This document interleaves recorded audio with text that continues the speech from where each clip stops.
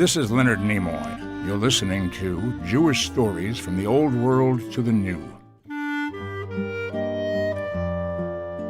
Jewish immigrants in America face the challenge of a younger generation who are often at odds with the conventions of traditional Jewish life. That's the theme of our short story by contemporary writer Lesléa Newman. Ms. Newman writes both poetry and fiction, as well as children's stories.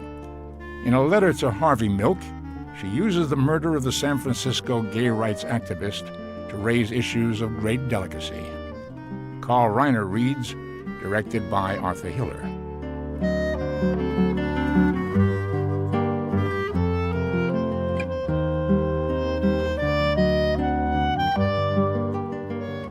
The teacher says we should write about our life, everything that happened today. So, Nu, what's there to tell? Why should today be different than any other day? May 5th, 1986. I get up, I have myself a coffee, a little cottage cheese, half an English muffin. I get dressed, I straighten up the house a little. Nobody should drop by and see I'm such a slob. I go down to the senior center and see what's doing. I play a little cards. I have some lunch, a bagel with cheese. I read a sign in the cafeteria. Writing class, 2 o'clock. I think to myself, why not? Something to pass the time. So at 2 o'clock I go in. The teacher says we should write about our life. Listen, I want to say to this teacher, Isaac Bashevis Singer, I'm not. You think anybody cares what I did all day? Even my own children, may they live and be well, don't call. You think the whole world is waiting to see what Harry Weinberg had for breakfast? The teacher is young, nice. She says everybody has something important to say. Yeah, sure. When you're young, you believe things like that. She has short brown hair and big eyes. A nice figure. Zaftig, like my poor Fanny, may she rest in peace. She's wearing a Star of David around her neck, hanging from a purple string. That's nice. She gives us our notebooks and told us we're going to write something every day, and if we want, we can write even at home. Who'd have thunk it? Me, Harry Weinberg, 77 years old, scribbling in a notebook like a schoolgirl. Why not? It passes the time. So after the class, I go to the store, I pick myself up a little orange juice, a few bagels, a nice piece of chicken. I shouldn't starve to death. I go up, I put on my slippers, I eat the chicken, I watch a little TV, I write in this notebook, I get ready for bed. Nu? For this, somebody should give me a Pulitzer Prize? Today, the teacher tells us something about herself. She's a Jew. This we know from the Mogen David she wears around her neck. She tells us she wants to collect stories from old Jewish people to preserve our history. Such stories that I could tell her shouldn't be preserved by nobody. She tells me she's learning Yiddish. For what, I wonder? I can't figure this teacher out. She's young, she's pretty. She shouldn't be with the old people so much. I wonder if she's married. She doesn't wear a ring. Her grandparents won't tell her stories, she says, and she's worried that the Jews her age won't know nothing about the culture, about the life in the shtetls. Believe me, life in the shtetl is nothing worth knowing about. Hunger and more hunger. Better off we're here in America. The past is past. Then she gives us our homework, the homework we write in the class. It's a little meshuggah, but all right. She wants us to write a letter to somebody from our past, somebody who's no longer with us. She reads us a letter a child wrote to Abraham Lincoln like an example.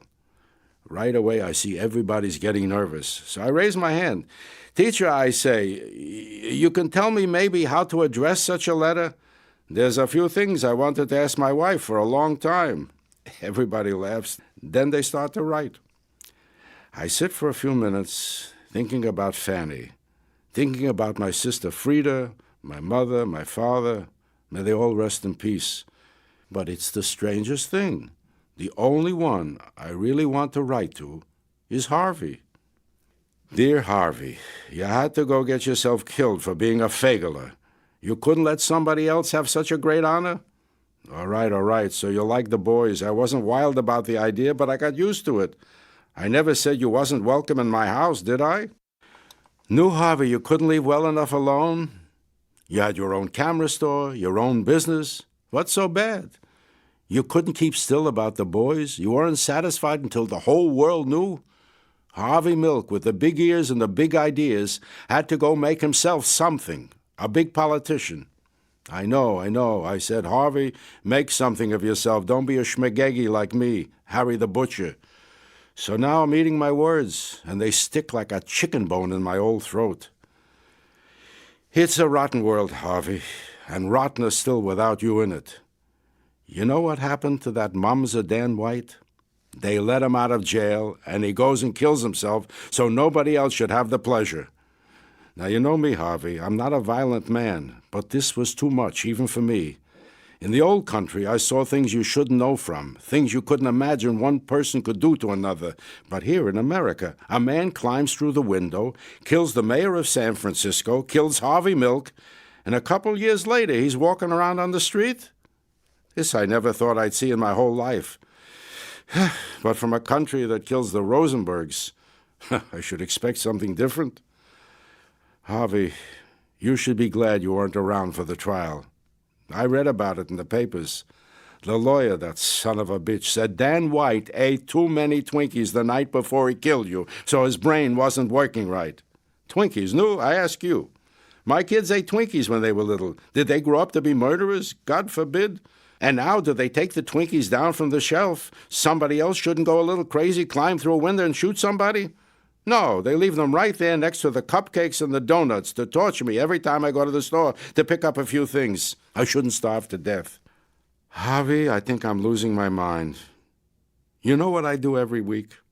Every week, I go to the store, I buy a bag of jelly beans for you. You should have something to nosh on. I remember what a sweet tooth you have. I put them in a jar on the table in case you should come in with another crazy petition for me to sign. Sometimes I think you're going to just walk through my door and tell me it was just another Michiganer publicity stunt. Harvey, now I'm going to tell you something. The night you died, the whole city of San Francisco cried for you. 30,000 people marched in the street. I saw it on TV. Me, I didn't go down. I'm an old man. I don't walk so good. They said there might be riots. But no, there were no riots. Just people walking in the street, quiet, each one with a candle, until the street looked like the sky all lit up with 1,000,000 stars. Old people, young people, black people, white people, Chinese people, you name it, they were there. I remember thinking, Harvey must be so proud. And then I remembered you were dead, and such a lump rose in my throat like a grapefruit it was. And then the tears ran down my face like rain. Can you imagine, Harvey, an old man like me sitting alone in his apartment, crying and carrying on like a baby? But it's the God's truth. Never did I carry on so in all my life. And then all of a sudden I got mad. I yelled at the people on TV, for getting shot you made him into such a hero? You couldn't march with him when he was alive? He couldn't shep a little nachas? But what good does getting mad do? It only makes my pressure go up. So I took a pill and calmed myself down. Then they made speeches for you, Harvey.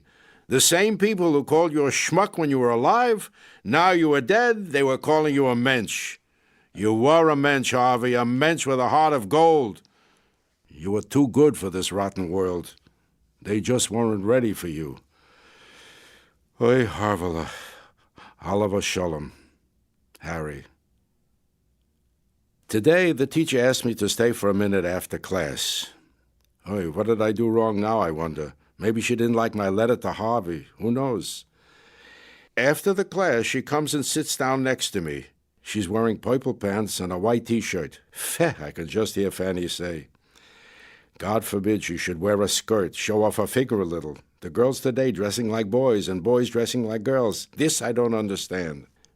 Mr. Weinberg, the teacher says. Call me Harry, I say. Okay, Harry, she says. I really liked the letter you wrote to Harvey Milk. It was terrific, really. It meant a lot to me. It even made me cry. I can't believe my own ears. My letter to Harvey Milk made the teacher cry.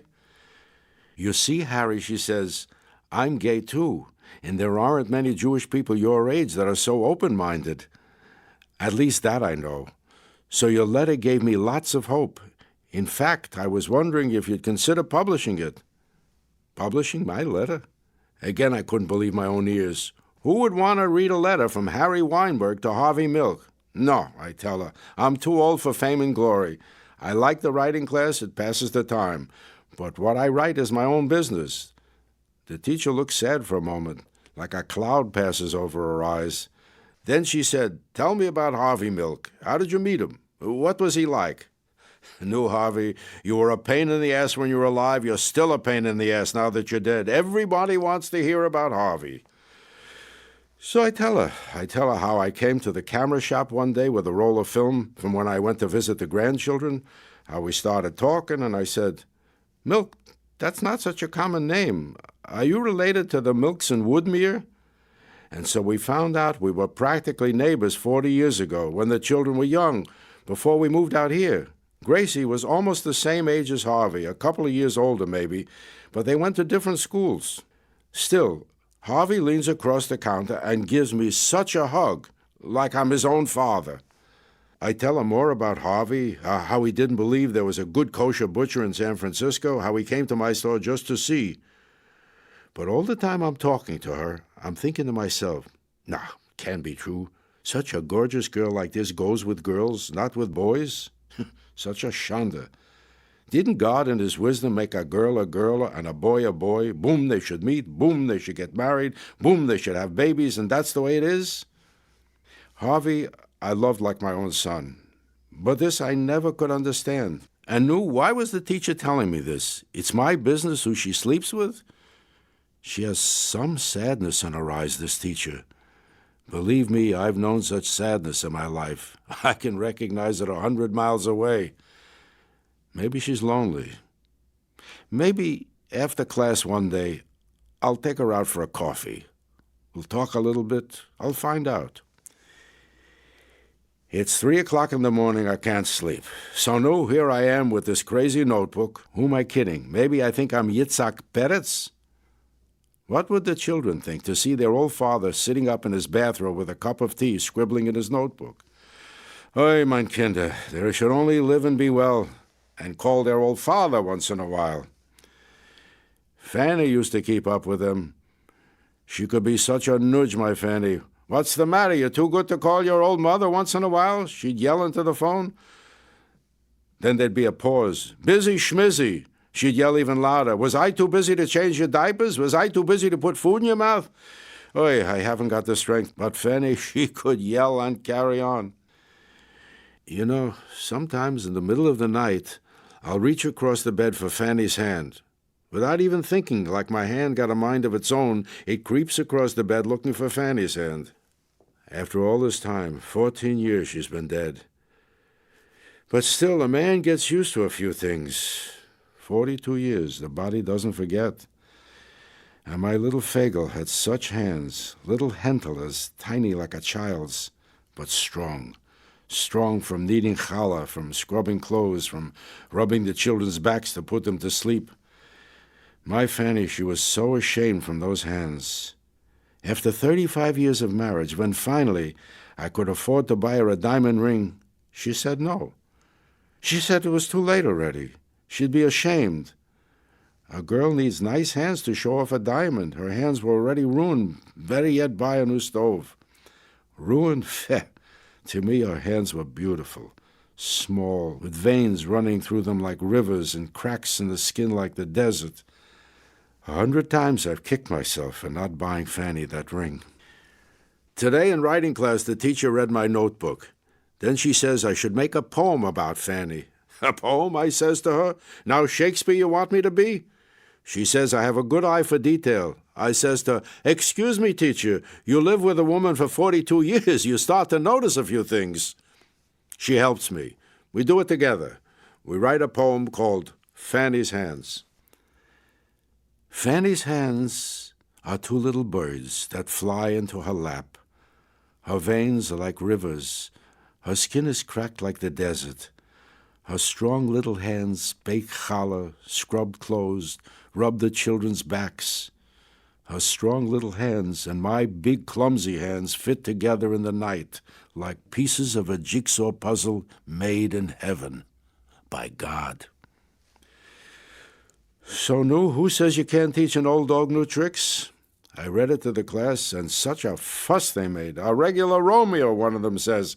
If only my husband, may he live and be well, would write such a poem for me, says another. I wish my Fanny was still alive. I could read it to her. Even the teacher was happy, I could tell. But still, there was a ring of sadness around her eyes.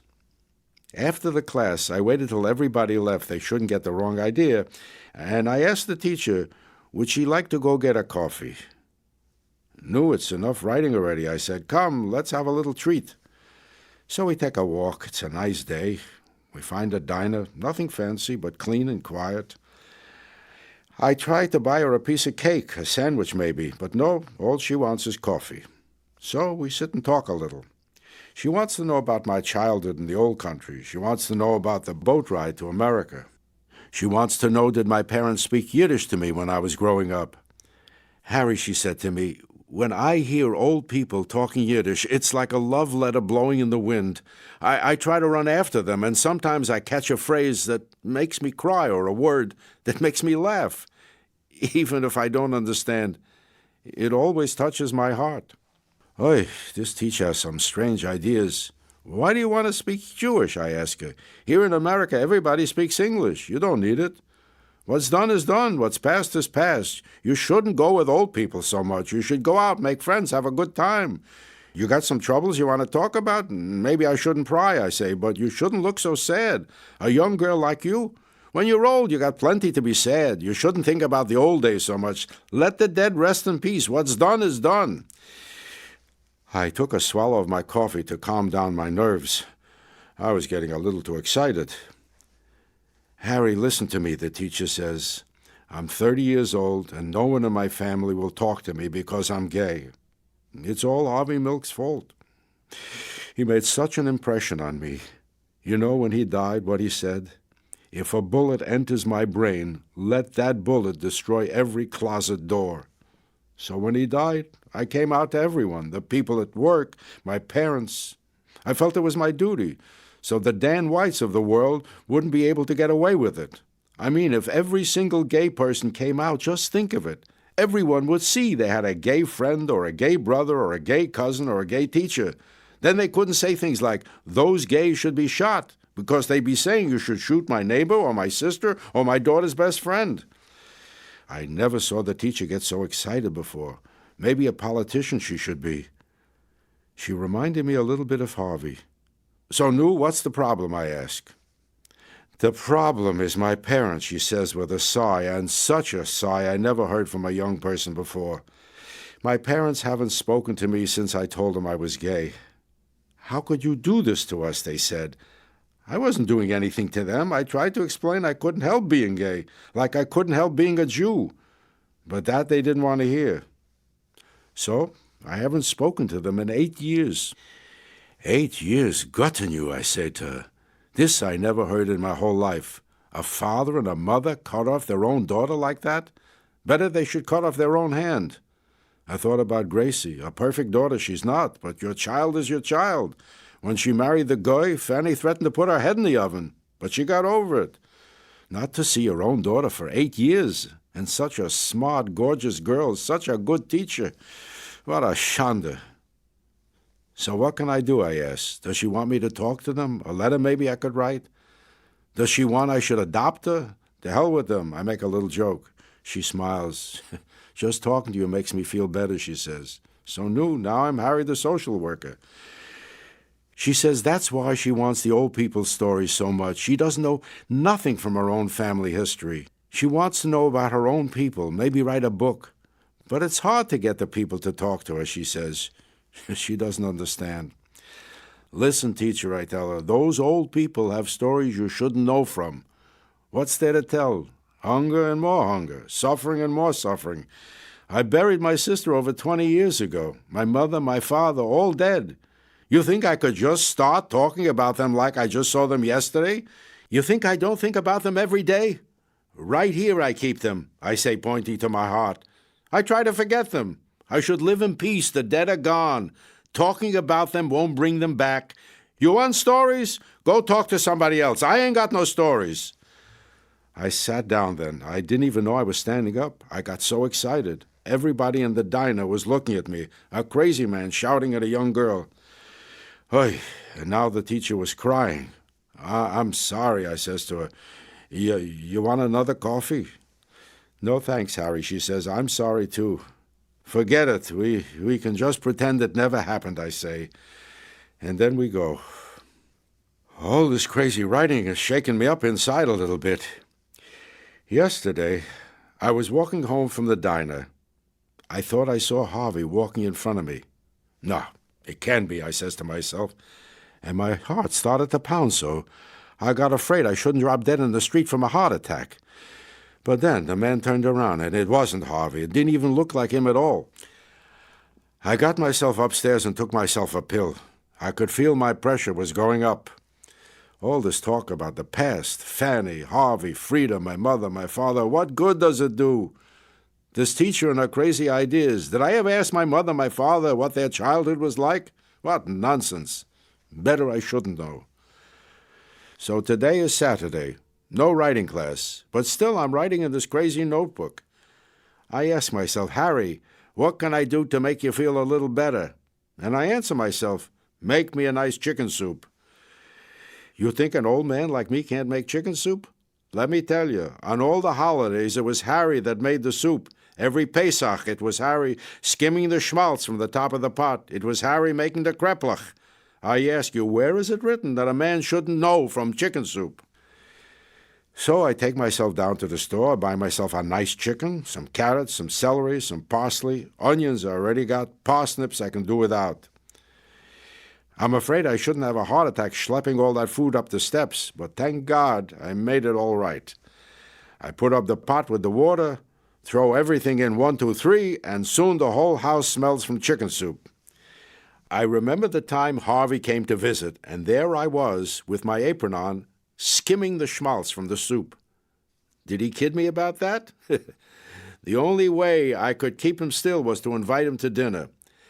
Listen, Harvey, I says to him, whether you're a man or a woman, it doesn't matter. You gotta learn to cook. When you're old, nobody cares. Nobody will do for you. You gotta learn to do it for yourself. I won't live past 50, Har, he says, smearing a piece of rye bread with schmaltz. Nobody wants to grow old. Believe me, I know, I says to him. But listen, it's not so terrible. What's the alternative? Nobody wants to die young either. I take off my apron and sit down with him. No, I won't make it, Harry, he says to me with his mouth full. I won't make it past 50. I've always known it. I'm a politician, a gay politician.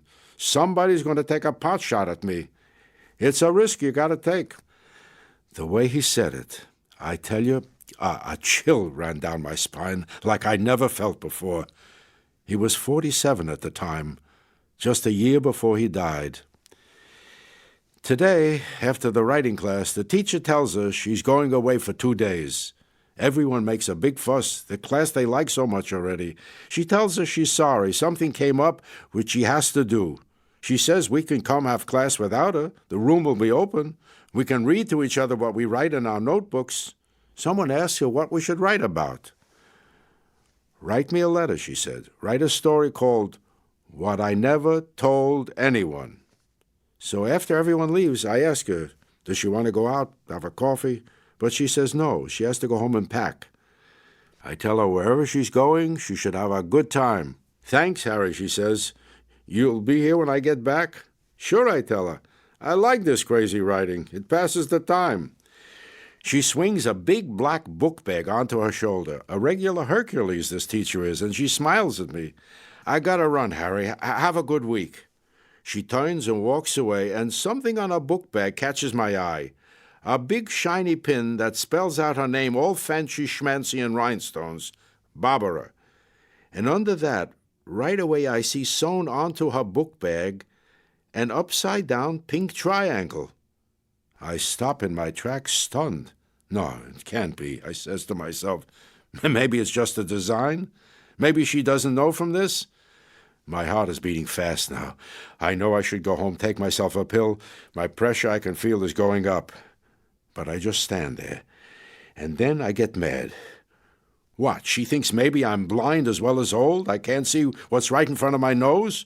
Or maybe we don't remember such things. What right does she have to walk in here with that thing on her bag to remind us of what we've been through? Haven't we seen enough? Story she wants? She wants we should cut open our hearts and give her stories so she could write a book? Well, all right. Now I'll tell her a story. This is what I never told anyone. One day, maybe 7, 8 years ago, no, maybe longer, I think Harvey was still alive. One day, Izzy comes knocking on my door. I open the door, and there's Izzy standing there, his face white as a sheet. I bring him inside. I make him a coffee. Izzy, what is it? I says to him. Something happened to the children, to the grandchildren, God forbid? He sits down. He doesn't drink his coffee. He looks through me like I'm not even there. Then he says, Harry, I'm walking down the street. I had a little lunch at the center. And then I come outside. I see a young man, maybe 25, a good-looking guy, walking toward me. He's wearing black pants, a white shirt, and on his shirt, he's got a pink triangle. So I says, a pink triangle, a purple triangle? There were all kinds of crazy things these days. Heschel, he tells me, don't you understand? The gays are wearing pink triangles, just like the war, just like in the camps. No, this I can't believe. Why would they do a thing like that? But if Izzy says it, it must be true. Who would make up such a thing? He looked a little bit like Yussel, Izzy says, and then he begins to cry. And such a cry like I never heard. Like a baby he was, with the tears streaming down his cheek and his shoulders shaking with great big sobs. Such moans and groans I never heard from a grown man in all my life. I thought maybe he was going to have a heart attack the way he was carrying on. I didn't know what to do. I was afraid the neighbors would hear. They shouldn't call the police. Such sounds he was making. 58 years old he was, but he looked like a little boy sitting there sniffling. And who was Yussel? 30 years we've been friends, and I never heard from Yussel. So finally I put my arms around him, and I held him. I didn't know what else to do. His body was shaking so. I thought his bones would crack from knocking against each other. Soon his body got quiet. But then all of a sudden, his mouth got noisy. Listen, Heschel, I got to tell you something I never told nobody in my whole life. I was young in the camps, 19, maybe 20, when they took us away. The words poured from his mouth like a flood. Yussel was my best friend in the camps. Already I saw my mother, my father, my Hannah marched off to the ovens. Yussel was the only one I had to hold on to. One morning, during the selection, they pointed me to the right, Yussel to the left. I went a little crazy. I ran after him. No, he stays with me. They made a mistake, I said, and I grabbed him by the hand and dragged him back in line. Why the guard didn't kill us right then, I couldn't tell you. Nothing made sense in that place. Yussel and I slept together on a wooden bench. That night I couldn't sleep. It happened pretty often in that place. I would close my eyes and see such things that would make me scream in the night, and for that I could get shot. I don't know what was worse, sleep or awake. All I saw was suffering. On this night, Yussel was awake too. He didn't move a muscle, but I could tell. Finally, he said my name, just a whisper. But something broke in me, and I began to cry. He put his arms around me, and we cried together. Such a close call we'd had. And then he began to kiss me. You saved my life, he whispered. And he kissed my eyes, my cheeks, my lips. And Harry, I kissed him back. Harry, I never told anybody this before. There was such a place, that hell, I couldn't help it. The warmth of his body was just too much for me, and Hannah was dead already, and we would soon be dead too, probably, so what did it matter? He looked up at me then, the tears streaming from his eyes. It's okay, Izzy, I said. Maybe I would have done the same. There's more, Harry, he says. And I got him a tissue. He should blow his nose. What more could there be? This went on for a couple of months maybe. Just every once in a while when we couldn't sleep, he'd whisper my name and I'd answer with his, and then we'd touch each other. We were very, very quiet, but who knows? Maybe some other boys in the barracks were doing the same. To this day, I don't know how it happened, but somehow someone found out. One day, Yossel didn't come back to the barracks at night. I went almost crazy. You can imagine all the things that went through my mind, the things they might have done to him, those lousy Nazis. I looked everywhere. I asked everyone. 3 days he was gone.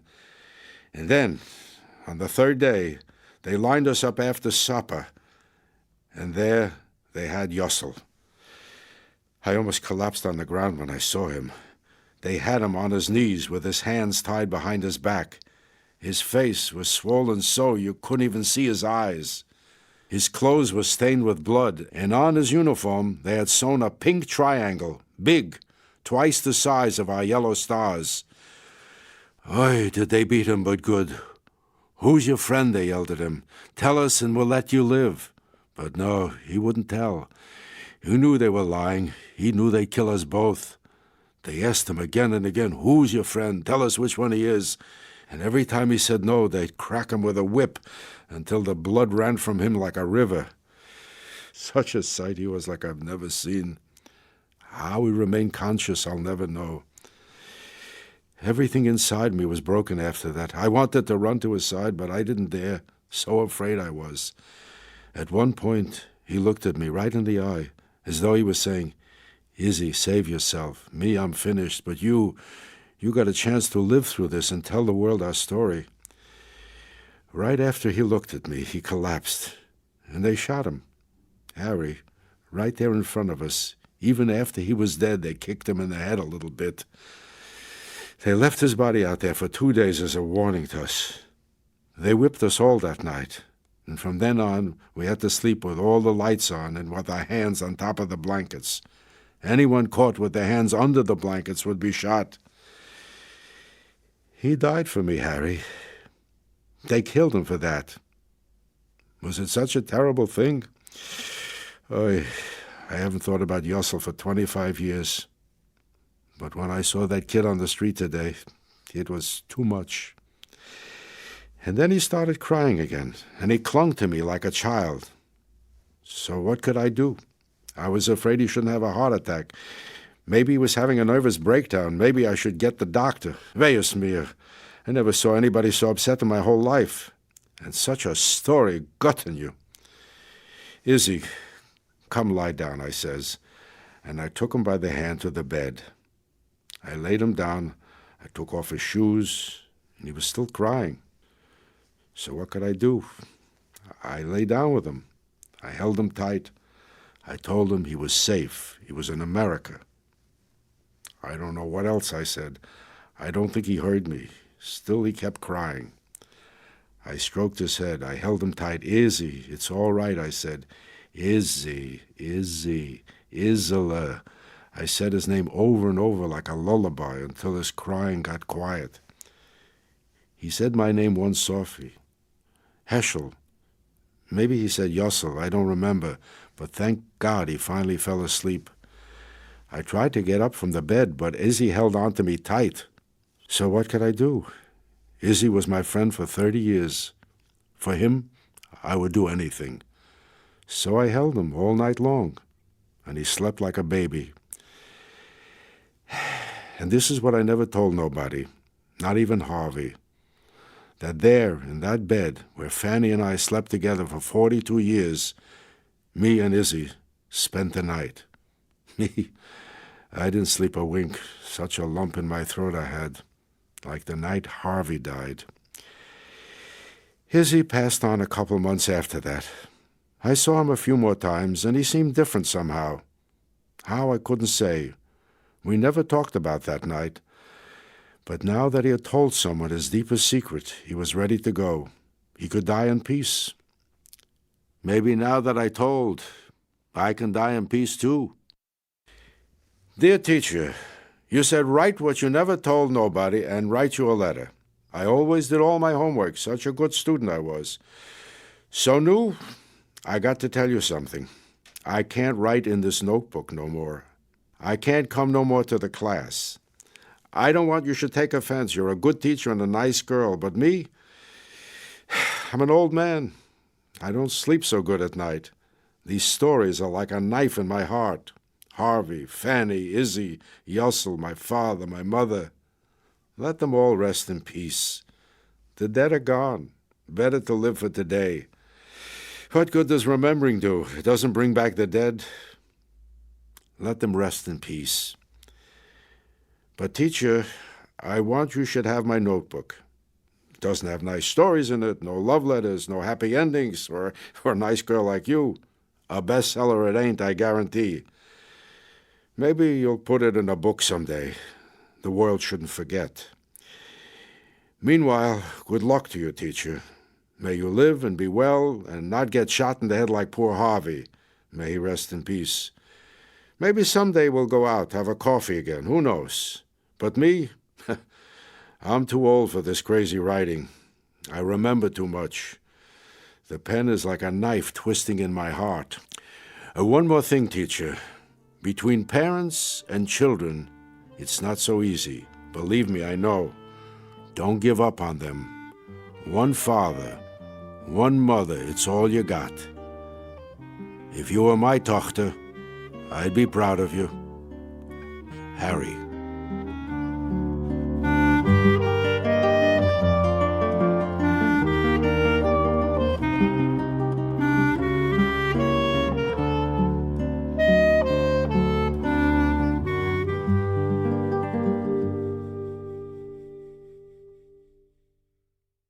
That was A Letter to Harvey Milk by Lesléa Newman, read by Reiner from her short story collection of the same name, published by Firebrand Books, Ithaca, New York, copyright by Lesléa Newman.